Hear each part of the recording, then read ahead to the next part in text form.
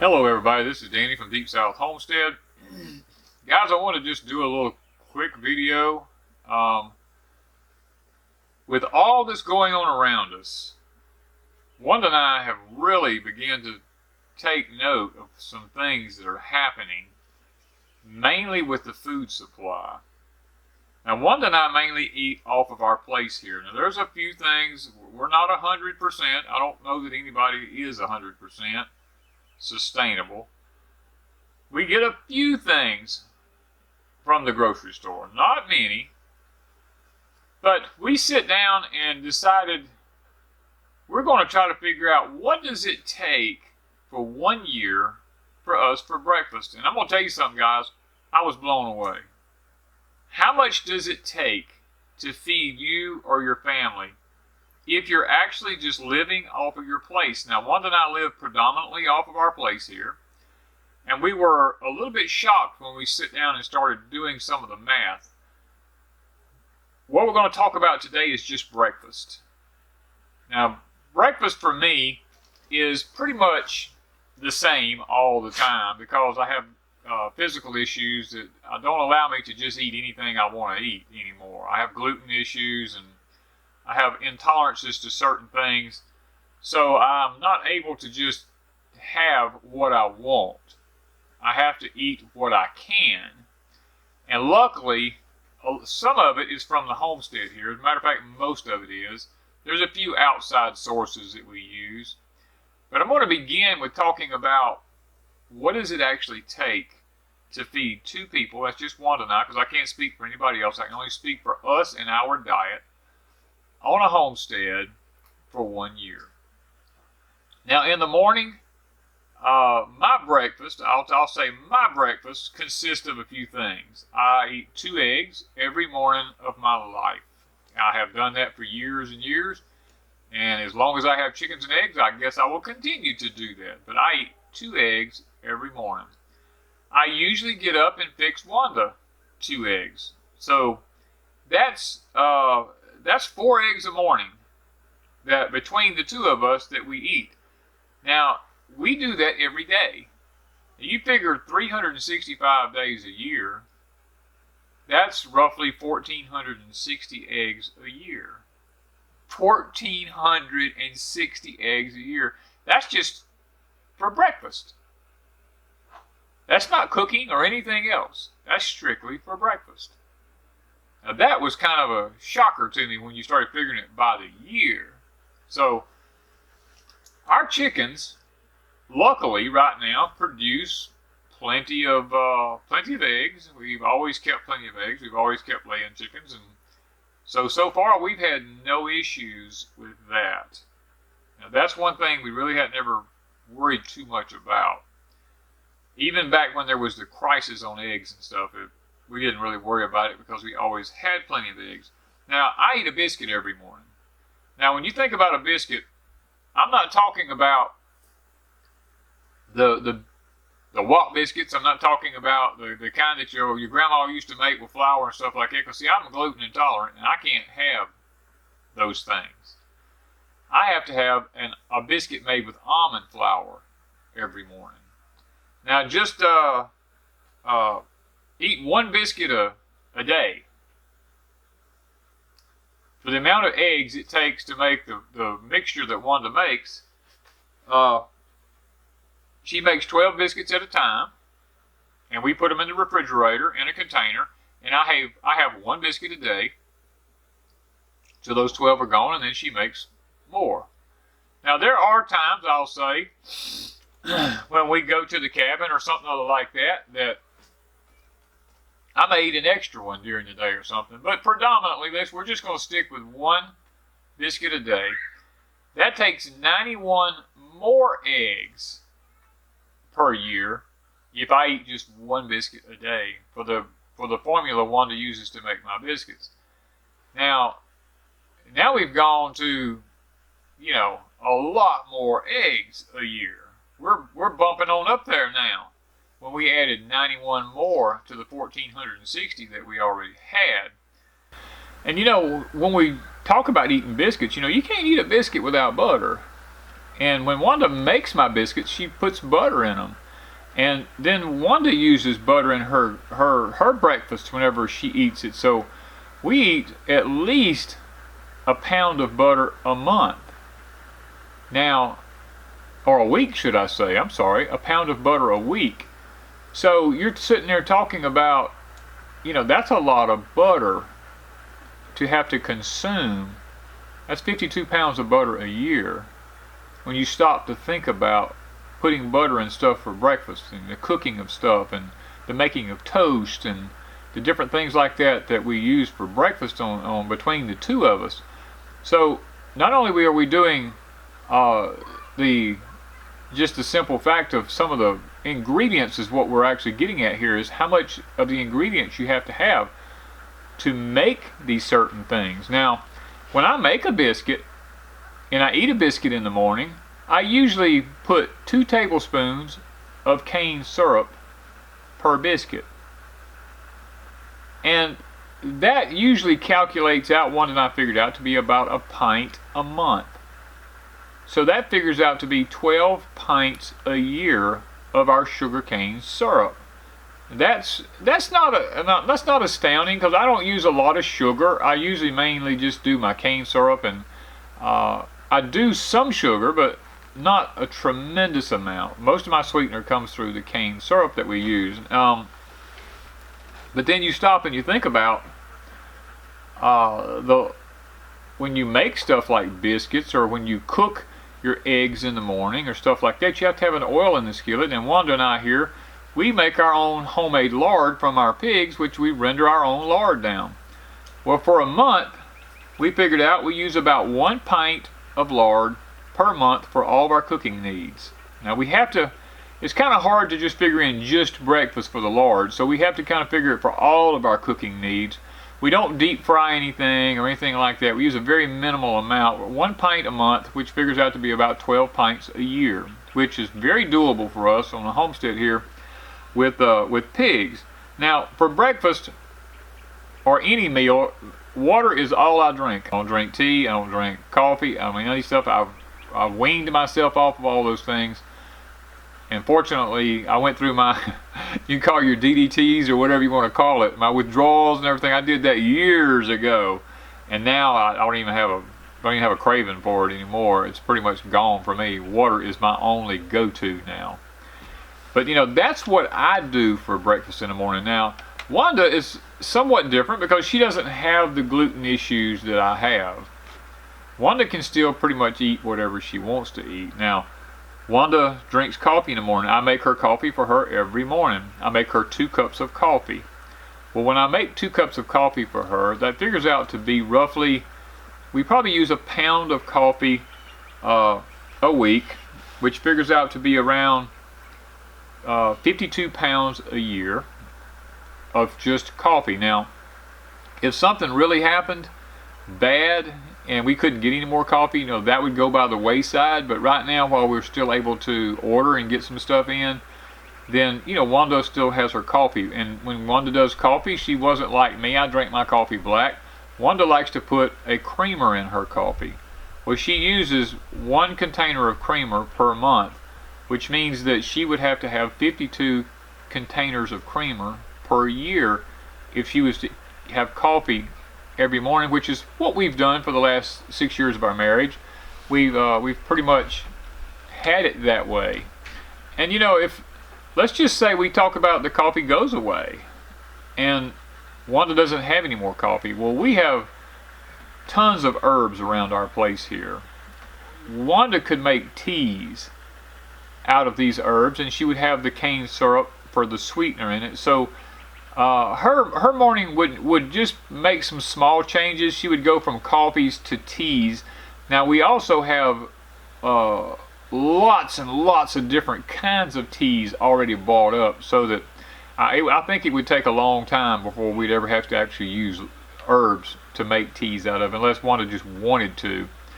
But that would be the alternative to the coffee issue with Wanda, and we wouldn't have any creamer or anything like that in the teas to be contending with, so we wouldn't have to worry about that. But now, with Wanda, we're still using, I make her oatmeal in some mornings. We use whole oats. We don't use the quick oats because that's virtually to us that's like nothing. We do grits a lot of mornings from the Danny corn. We grind our own grits. We don't hardly ever buy any cornmeal. I'm trying to think of some of the things. Wanda eats bacon. Now, when you stop and think about bacon, I usually fix her either 2 strips of bacon in the morning, or I'll fix her 1 sausage patty. Now, we raise our own meat, so we smoke and cure our own bacon, and we make our own sausage. So when you stop and think about that, if I was to do 2 strips of bacon every morning, you know how much, I mean, literally how much bacon that would take a year for just 2 strips every morning. That's several pounds of bacon. That's why we have to be able to make the patty sausage that I cook for her, or the link sausages. We make link sausage. Sometimes we make 60 to 80 pounds of link sausage. Sometimes we make 30, 40 pounds of the patty sausage.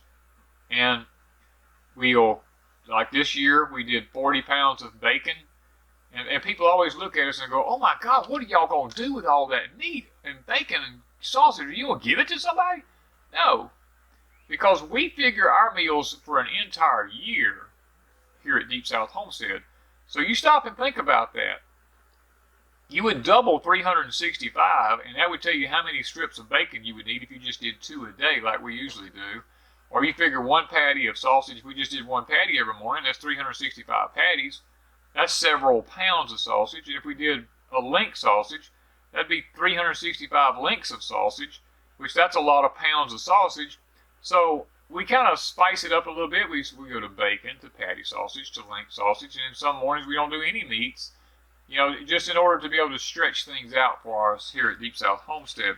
Now, Wanda, as long as we're able to get to a store and it's not too bad, you know, Wanda likes bagels. We'll get her a pack of bagels, maybe 1 pack a month or something like that. So we figure in for her, you know, 1 pack of bagels per month. And we usually, Wanda sometimes will make some bread, or she used to get some bread from Miss Sherry at 7D Farms. She'd order several loaves and Miss Sherry would get it to us. And we would go ahead and slice it, and we would freeze it in the freezer. And I would get up in the morning and take like a jalapeno cheese bread out, and I would toast it for Wanda with some butter and something like that. And that sufficed her for her breakfast. But that's still a lot of stuff just for breakfast there. Now, we had to come to the conclusion, well, what if we can't get anything to make anything with? Because you see, my almond biscuits requires almond flour. And we have, I don't remember the exact formula Wanda uses, but it would be several pounds of almond flour that would be used over a year's time to make my almond biscuits. And we don't drink regular milk because of my lactose intolerance and stuff. And I use almond milk because the main reason I use almond milk is it's very shelf stable. We can buy several boxes, like a case of almond milk, and it will last us for months and months. And it's shelf stable. We can just leave it sitting in the pantry, and when we open it, then we put it in the refrigerator. And Wanda uses it to make my biscuits with in the morning. So, if all of that went away, Wanda and I was sitting there thinking about, if this virus thing got to be so bad that they had to shut the nation down and we could not get anything, and then the economy went on the blank, you know, what would breakfast consist of for us? Well, we stopped and started thinking, between the two of us, we eat almost a pint of fruit for breakfast every morning. Because we can all of our own fruit. So that's how we figure how much fruit it's going to take us pint-wise to make it throughout a year. Is we figure 1 pint a day, because that's, by the time you figure pear halves or peach halves or something like that, figs and things like this, we'll eat. Usually, if it's pears, we'll eat a pint a day, or peaches, we can eat a pint a day. Now, figs, we might get two days out of a pint between the two of us. But that's 365 jars of fruit that we have to can here on Deep South Homestead just for breakfast. That's guys, we're only talking about breakfast here. We're not talking about lunch and supper or dinner. Some people call it dinner. We're talking about just breakfast. Now stop and think about the amount of food I have already talked about here for breakfast, just for 2 people. Now suppose you had a variety of people in your household. Suppose you had several kids plus yourself. Wanda and I are fortunate enough it's just the 2 of us right now. Should everything go away, our breakfast would consist of fruit, eggs, probably some syrup for a sweetener, along with the fruit. And if we could gather up enough acorns to make some acorn flour, we might be able to have a little bit of flour. It would consist of some grits from our corn, from where we grind our cornmeal, because we wouldn't be able to purchase any more oatmeal. Oatmeal would go out the window. So our breakfast would be very limited. We would still have some sausages and some meats and stuff like that, because we would still have our animals. Guys, things would change drastically, and then we would just have water to drink and some teas for Wanda to drink in the mornings. It was very sobering to us when we started to stop and think, just what does it take to feed 2 people for a year just for breakfast? That was very sobering for us. It allowed us to sit down and begin to think where we need to make some changes at in our preparing or in our sustainability. We've been doing a real good job so far. We haven't had to actually step outside the homestead and buy anything hardly. The few things, like I talked about, the almond milk, the creamer, the butter, things like this. I mean, we have a milk cow now. We possibly could make our own butter if we needed to. But, guys, the purpose of the video today is to help you to stop and to think, how much do you need to raise, or how much do you need to grow on your homestead, or your apartment, or your home in a subdivision, wherever you live? How much do you need to come up with in order to be able to eat just breakfast?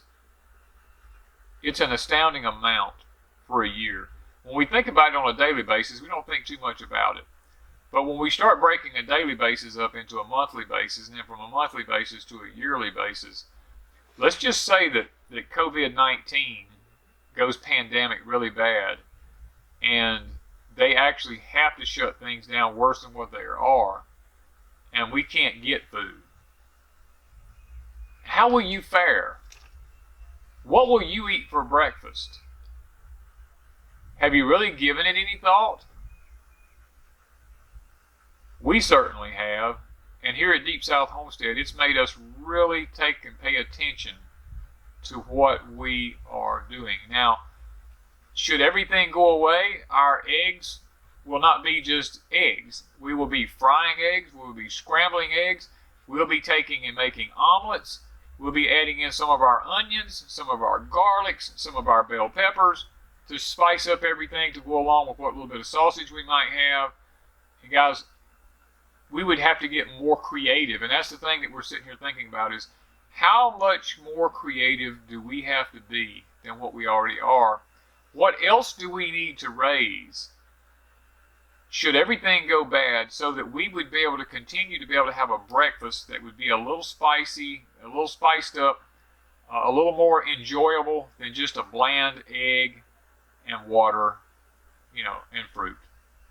We're trying to incorporate things into our landscape here that, should things go bad, we will be able to enjoy breakfast, even though we're not able to get out and get the things that we normally would get. So guys, I hope that today has been thought-provoking, if nothing else. And we're seriously considering doing one on lunch and dinner.